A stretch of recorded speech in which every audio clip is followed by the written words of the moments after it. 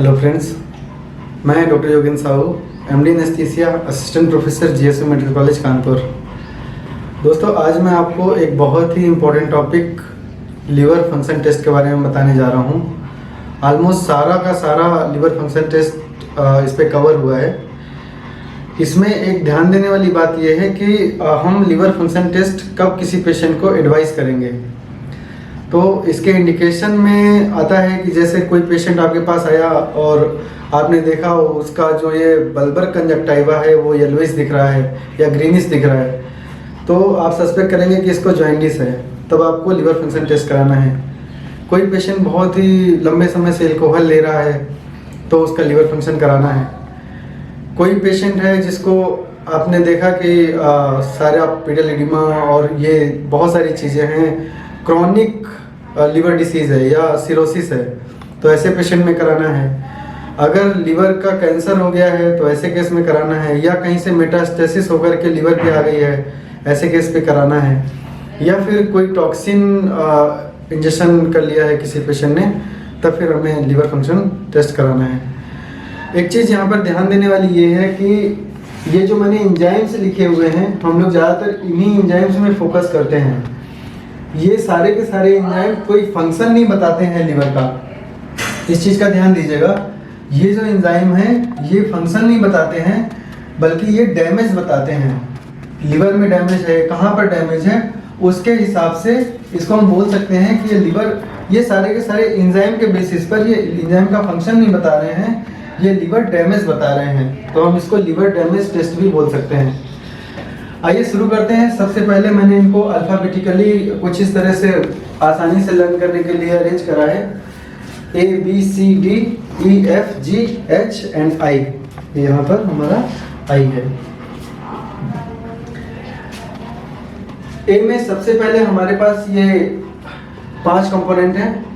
5 component में हमने देखा ये सबसे पहले एल्ब्यूमिन है।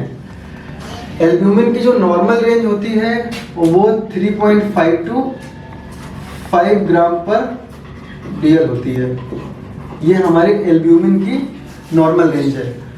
अगर किसी पेशेंट में एल्ब्यूमिन कम आ रहा है तो उसका 2-3 रीज़न हो सकता है। या तो पेशेंट एल्ब्यूमिन कंटेनिंग डाइट ले नहीं रहा है, मतलब प्रोटीन डाइट नहीं ले रहा है। दूसरी दिक्कत हो सकती है कि उसका लीवर बहुत लंबे समय से डैमेज है, जिसकी वजह से वो एल्ब्यूमिन बना नहीं पा रहा है। और तीसरी दिक्कत हो सकती है कि अगर किडनी में उसके दिक्कत है तो किडनी से वो जो बना हुआ एल्ब्यूमिन है नॉर्मली किडनी छान नहीं पाती है, और अगर ये किडनी डैमेज की वजह से वो एल्ब्यूमिन पेशाब के द्वारा बाहर निकल जाए तो शरीर में इसकी कमी हो जाएगी। तो ये जनरली अगर पेशेंट को कोई दिक्कत नहीं है, केवल लीवर की दिक्कत है, तो अगर क्रॉनिक लीवर डिसीज है तो ऐसे केस में ही आपको एल्ब्यूमिन कम मिलेगा। इसके बाद बात करते हैं एल्ब्यूमिन ग्लोबुलिन रेशियो की। ये जो एजी रेशियो है, ये नॉर्मली क्या होता है कि जो हमारा ग्लोबुलिन होता है, इस ग्लोबुलिन मैंने आपको बताया एल्ब्यूमिन 3.5 to 5 ग्राम पर DL है, और ग्लोबुलिन का जो रेंज होता है ये आपका होता है 2 to 3.5 ग्राम पर DL। तो अगर हम एजी रेशियो देखेंगे तो ये करीब 1.5 to 2 to 1 के रेंज में आता है। चूंकि एल्ब्यूमिन हमारा कितना है, ज़्यादा है, ग्लोबुलिन कम है, तो 1.5 to 2 1 का इनका नॉर्मल रेशियो होता है। इसके बाद बात करते हैं अल्फा-1 एंटीट्रिप्सिन की। ये जो अल्फा-1 एंटीट्रिप्सिन है ये हमारे लीवर में बनता है जब ये एक जेनेटिक डिसऑर्डर होता है। अगर किसी पेशेंट को जेनेटिक डिसऑर्डर है और उसमें ये अल्फा-1 एंटीट्रिप्सिन नहीं बन पाया तो उसके लीवर में और उसके क्या कहते हैं जो लंग्स होते हैं वो प्रॉपरली मैच्योर नहीं हो पाते हैं, और पेशेंट को COPD और तमाम सारी लीवर पैरेन्काइमा और लंग पैरेन्काइमल डिसीज हो जाती हैं। इसके बाद बात करते हैं अल्फा फेटोप्रोटीन की। तो अल्फा फेटोप्रोटीन का हम डिटेक्शन करते हैं जब जैसे सपोज करिए बेबी जब गर्भ में है तो उस समय अगर किसी का अल्फा फेटोप्रोटीन बहुत ज़्यादा बढ़ा हुआ है तो इसका मतलब है उसको न्यूरल ट्यूब डिफेक्ट हो सकता है। अगर ये नॉर्मली किसी हमने एक जांच कराई इलेक्टिव, उसमें अगर बढ़ा हुआ है तो उस पेशेंट को सिरोसिस हो सकता है। और कैंसर के केस में ये कई गुना ज़्यादा बढ़ जाता है। अल्फा फेटोप्रोटीन जो होता है ये बहुत ज़्यादा बढ़ा हुआ होता है अगर कैंसर, लीवर कैंसर होता है। इसके बाद बात करते हैं अमोनिया की। तो ये जो अमोनिया होता है इसका नॉर्मल रेंज 11 से 32 माइक्रोमोल पर लीटर होता है।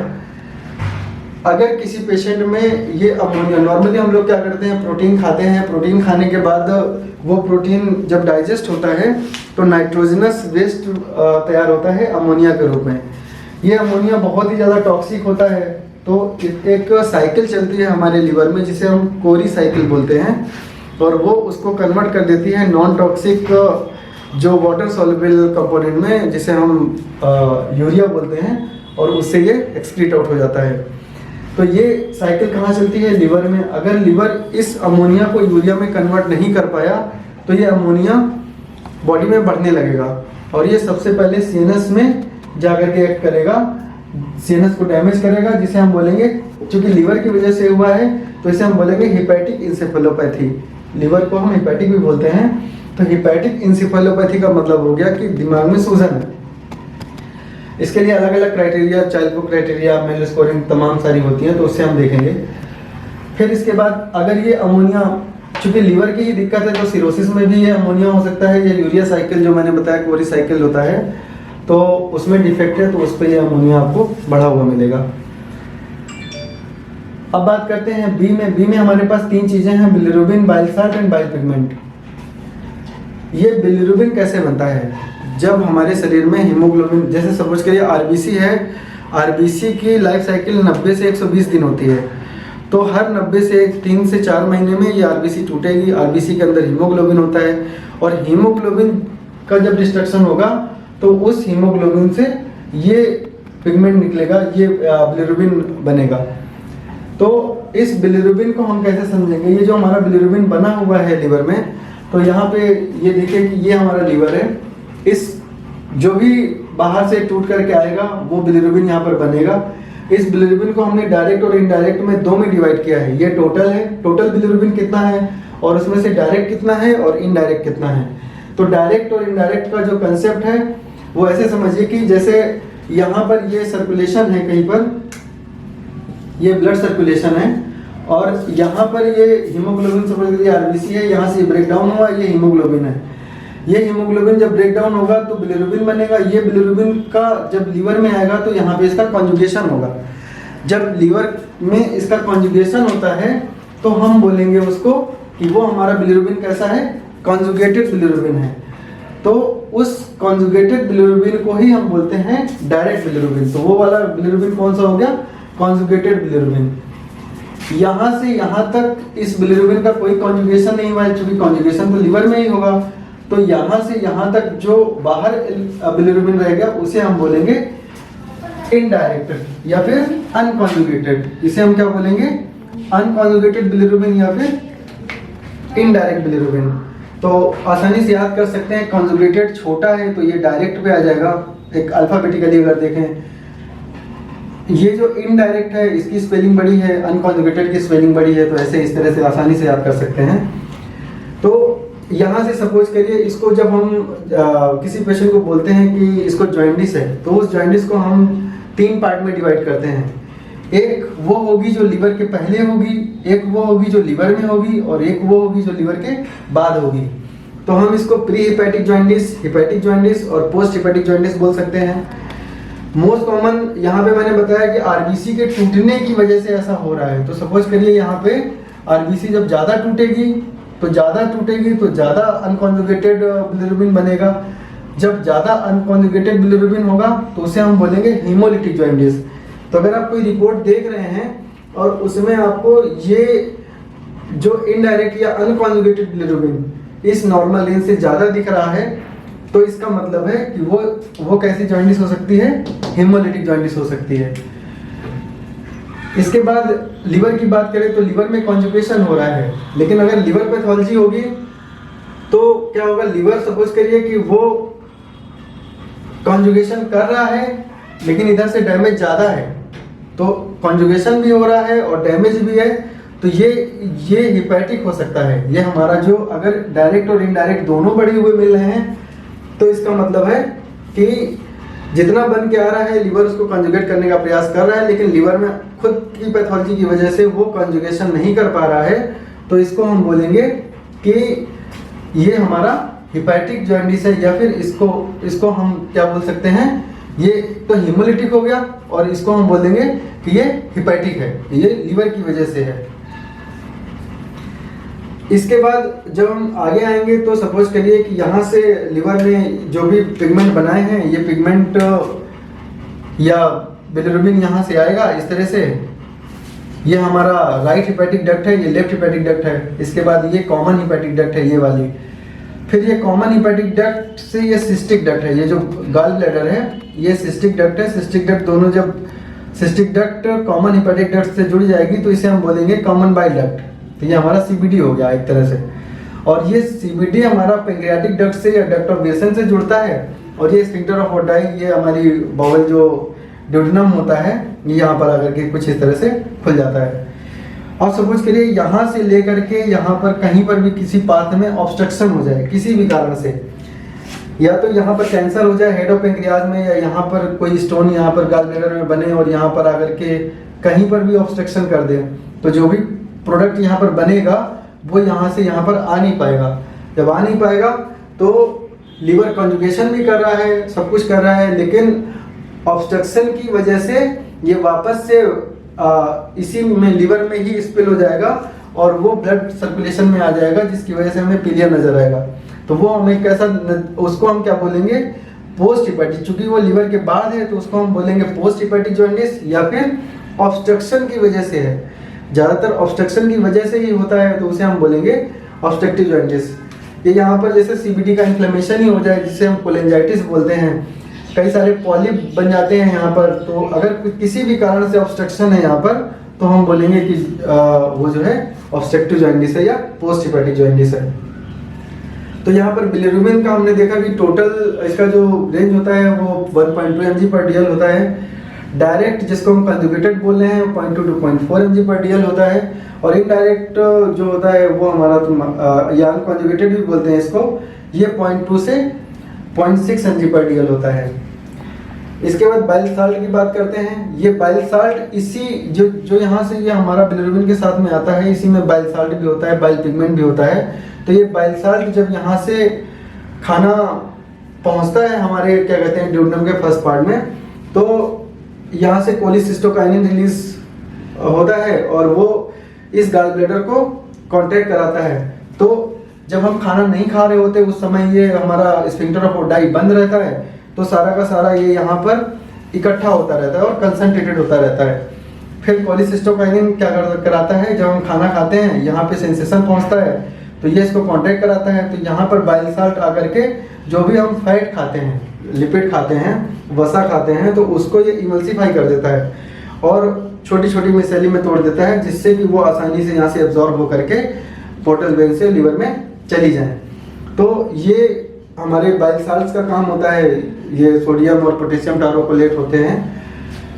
बाइल साल्ट को हम कैसे टेस्ट करते हैं, इस टेस्ट का नाम होता है हेज टेस्ट, है ना। तो इससे हम लोग बाइल साल्ट का टेस्ट करते हैं। इसके बाद जो बाइल पिगमेंट होते हैं हमारे, उसका हम टेस्ट फॉसेट टेस्ट से करते हैं। एक यहाँ पर और चीज होती है यूरोबिलिनोजन। इसका 0.1 to 1.8 mg पर DL होता है ये यूरोबिलिनोजन। और अगर ये मोर देन 2 है, मोर देन 2 mg पर DL हो जाए तो हम बोलेंगे कि ये पैथोलॉजिकल है, ये किसी न किसी पैथोलॉजी की वजह से है।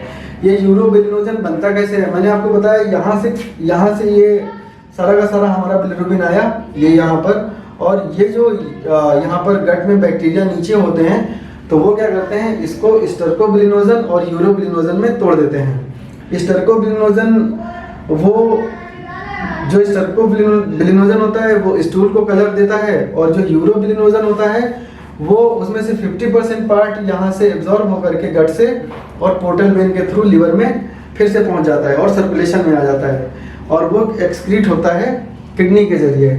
तो सपोज करिए अगर कभी ऑब्स्ट्रक्टिव जॉन्डिस हो जाए, यहाँ पे ऑब्स्ट्रक्शन हो जाए पूरा, तो ये बिलिरुबिन यहाँ पर आ नहीं पाएगा। अगर ये यहाँ पे आ नहीं पाएगा तो बैक्टीरिया उसको तोड़ेंगे नहीं, अगर वो टूट करके वापस रिएब्जॉर्ब होकर के लीवर में नहीं जाएगा और एक्सक्रीट नहीं होगा, तो जब भी हम यूरिन में यूरोबिलिनोजन को देखेंगे तो यूरोबिलिनोजन हमें अब्सेंट मिलेगा।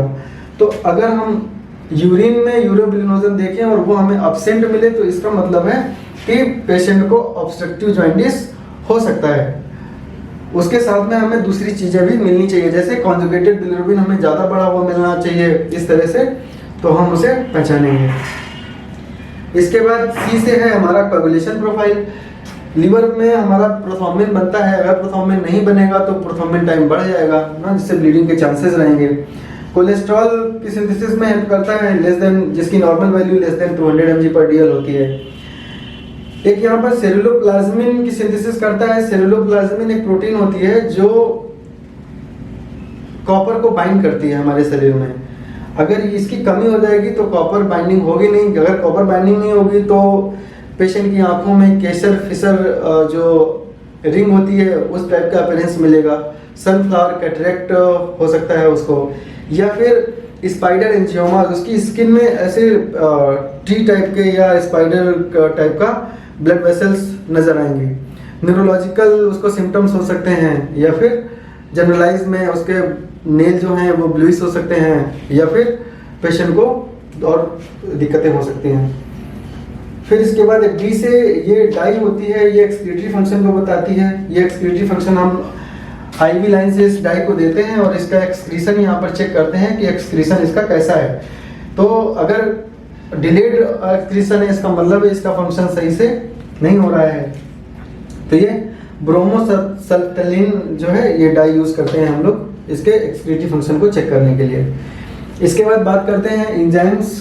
जो लिवर एंजाइम्स होते हैं ये बहुत इंपॉर्टेंट हैं। इसमें सबसे इंपॉर्टेंट जो सबसे स्पेसिफिक होता है लिवर के लिए वो हमारा होता है, ये सबसे स्पेसिफिक है, ALT, या फिर इसी को हम SGPT बोलते हैं। एलानिन ट्रांसएमिनेस, इसी को SGPT बोलते हैं, सीरम ग्लूटामेट पाइरुवेट ट्रांसएमिनेस। तो इसकी नॉर्मल वैल्यू जो होती है वो 5 to 35 इंटरनेशनल यूनिट पर लीटर होती है।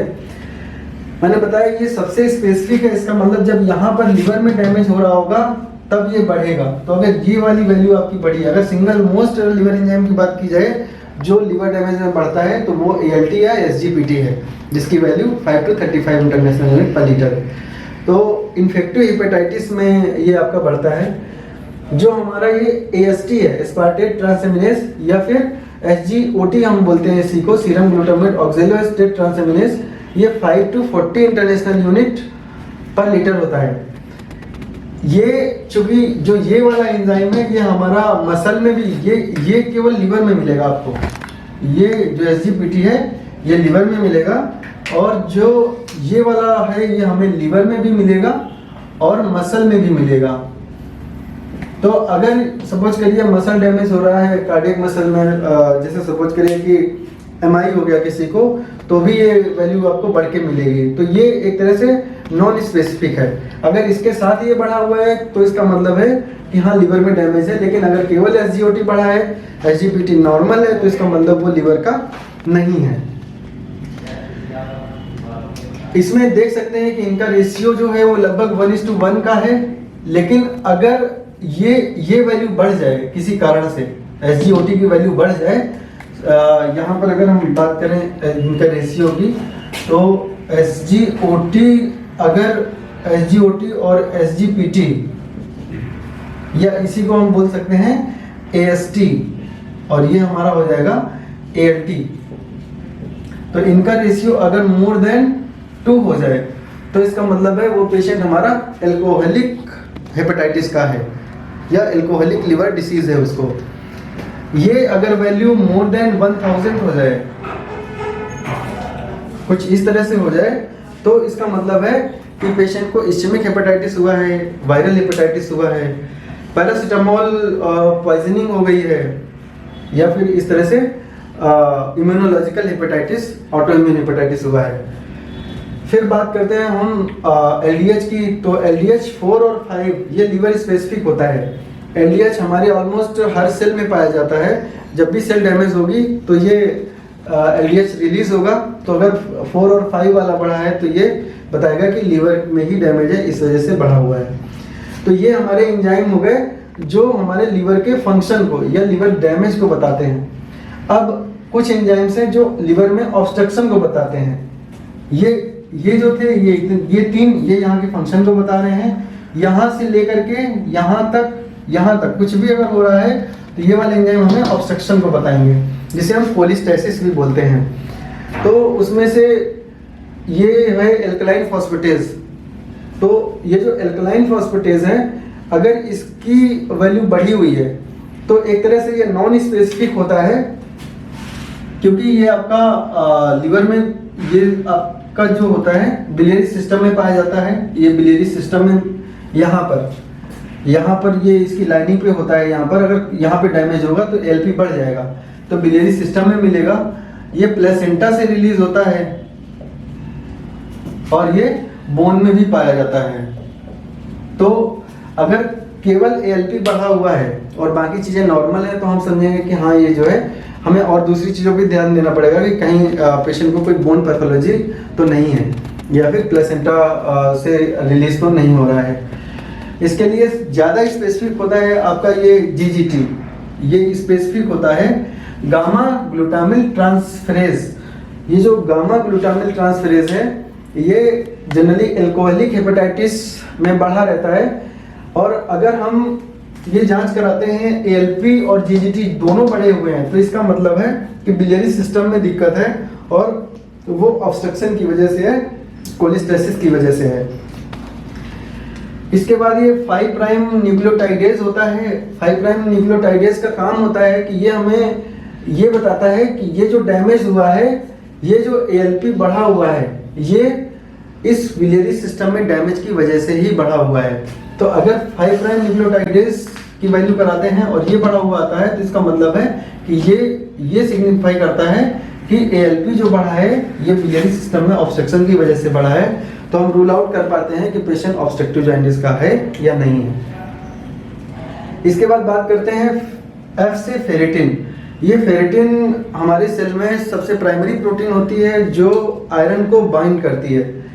कुछ मात्रा में ये ब्लड में रिलीज कर दी जाती है, जिससे हम सीरम फेरेटिन करा करके ये पता करते हैं कि उस पेशेंट का टोटल आयरन लोड कितना है, उसमें आयरन की कमी तो नहीं है।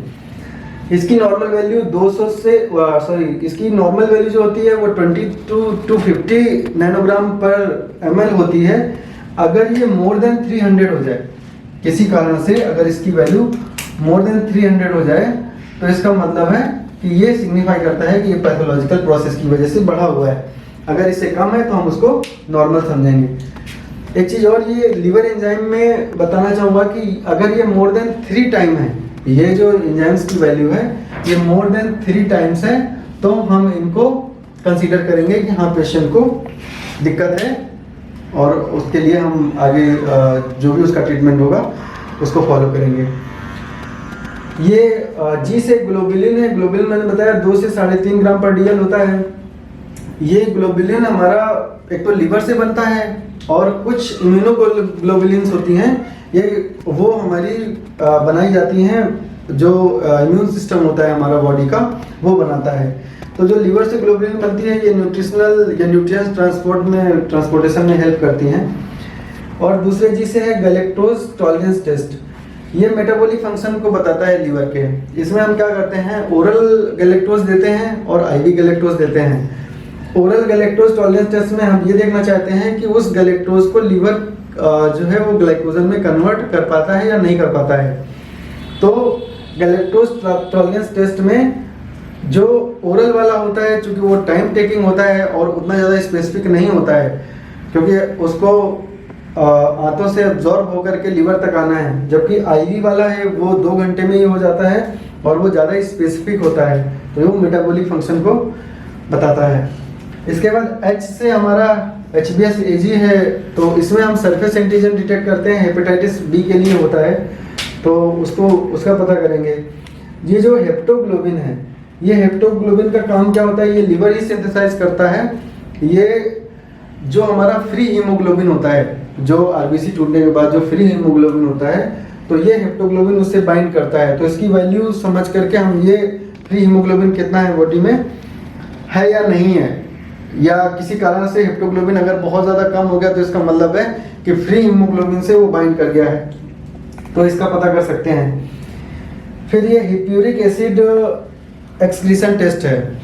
तो हिप्यूरिक एसिड एक्सक्रीशन टेस्ट में बेंजोइक एसिड लोडिंग देते हैं हम पेशेंट को, और उसका एक्सक्रीशन चेक करते हैं कि पेशेंट में वो हिप्यूरिक एसिड का एक्सक्रीशन कैसे कर रहा है। बेंजोइक एसिड लिवर में कन्वर्ट होता है हिप्यूरिक एसिड में, और वो एक्सक्रीट होता है यूरिन के थ्रू। तो उसको चेक करते हैं कि इसका एक्सक्रीटिव फंक्शन कैसा है।